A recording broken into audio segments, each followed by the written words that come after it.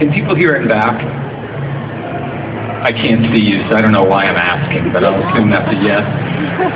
I needed Graceland to be profound, at least a little, because I'd driven 700 miles to be there as a favor to my lovesick friend Tina, who was, unbeknownst to me, a devout Elvis person. It was a bit like discovering someone is born again. You have to respect the purity, but you don't really want to hear the rap. She's born again. So I smoked bowl after bowl until I could no longer locate my mouth. We boarded a bus full of more devout Elvis people, Southern grandmas with big purses and sullen Midwestern goth kids and packs of camera Japanese. As we entered the estate, they fell into a collective and dreadful hush. A female staffer, blonde, hot-kinked, erotically nervous, met us in the foyer with our audio kit. I kept forgetting I was wearing headphones and therefore yelling at my friend Tina. Hey, you know what the jungle room looks like? It's like Africa if they sold Africa on the Home Shopping Network. Why are the walls covered in twine? Did Elvis's parents really sleep in these beds? Couldn't he have gotten them bigger beds? That's fucked up. This was Graceland in a nutshell. It was supposed to be about the grandeur of the king, but it kept being about his humiliation. Elvis sprawls on the white couchette in his media room with a plate full of bacon, watching 3 TVs at once. Then he tries to beat back the fat with bennies, and he can't sleep at night, so he sits up composing his list of enemies. Then he shoots at his radar range. Then he visits Nixon. Then he does karate and pulls something. Then he can't get out of bed and they cancel the tour. Then he falls off his toilet and dies. Devout Elvis people were everywhere, snapping photos of gold records. The reverence was suffocating. I retreated to the top of a carpeted staircase and found myself staring into a darkened room. Where was I? Where was Tina? Why was there a rope across the doorway with a sign reading "No Trespassing"? Wasn't trespassing more or less the business model at Graceland? That's what it is. A voice beckoned to me from the bottom of the stairs. Sir, a young man stood frowning at me. The name tag on his oversized blazer read Kevin. Where am I? I said. Those are private quarters, sir. People still live here? Kevin said, you need to come downstairs, sir, right now. Kevin was right.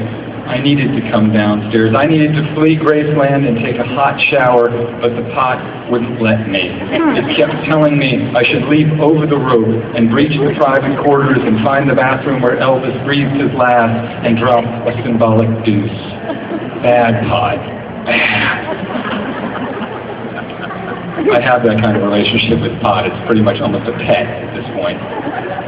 Are we going to have a problem? Kevin said. He touched the tender spray of acne on his right cheek. I found Tina outside and we proceeded from the shooting range to the nearby meditation garden. Let me go ahead and repeat that because it might be the single most salient description of America that you will ever hear in your entire lifetime. One more time. I found Tina outside and we proceeded from the shooting range to the nearby, really practically adjacent meditation garden. Okay.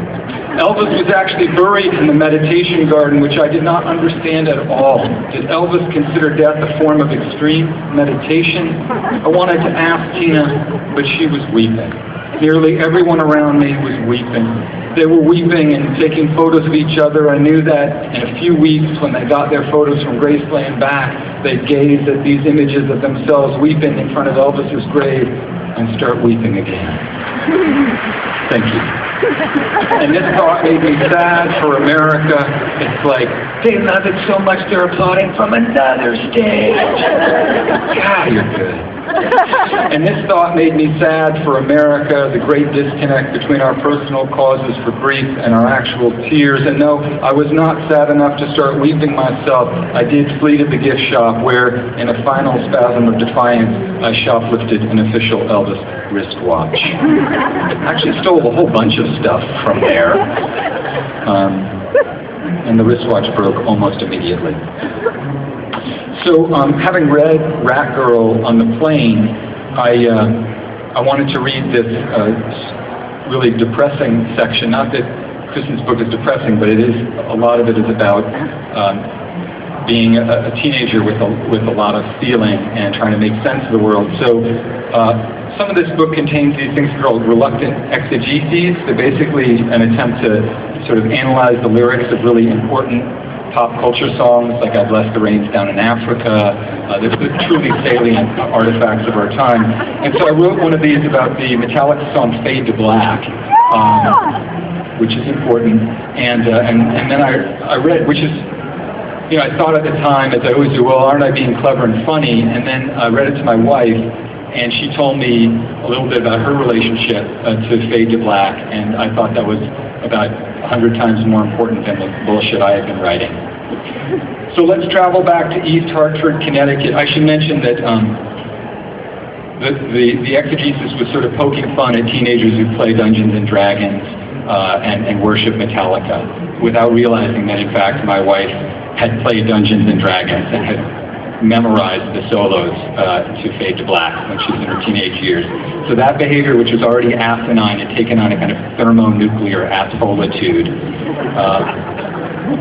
So let's travel back to East Hartford, Connecticut, circa 1986. My wife, Erin, is 12 years old, a shy sixth grader at St. Christopher's.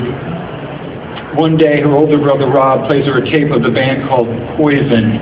The album cover confuses her. Are the members men or women? But the music slices through her. Before long, she's moved on to the heavy stuff, Anthrax, Megadeth, Metallica. Posters go up on her wall. Her hair rises skyward in a fusillade. Her parents, strict Catholics, are aghast. Erin has always been the good one, studious, pliant, the kind of kid who memorizes the lives of saints. Her mother has developed a sweetly deranged fantasy that her daughter will someday play violin for the Hartford Symphony. Erin's announcement that she's quitting violin to take up electric guitar serves as a formal declaration of war. Her father is dispatched upstairs to tear the posters from her walls. Her mother will later carry a tape of Motley Crue Shout at the Devil into the backyard and smash it to bits with a hammer. The mistakes are easy enough to see in retrospect. If one were writing a manual entitled How to Ensure That Your Troubled Teen Will Fall into the Clutches of Heavy Metal, Erin's folks provide a useful prototype. But their sense of betrayal is honest and not without sympathy. Heavy metal is telling them everything they don't want to know about their daughter, that she's angry, that she's a sexual being, and most painfully, that she dreams of escape. What parent wants to be told such things?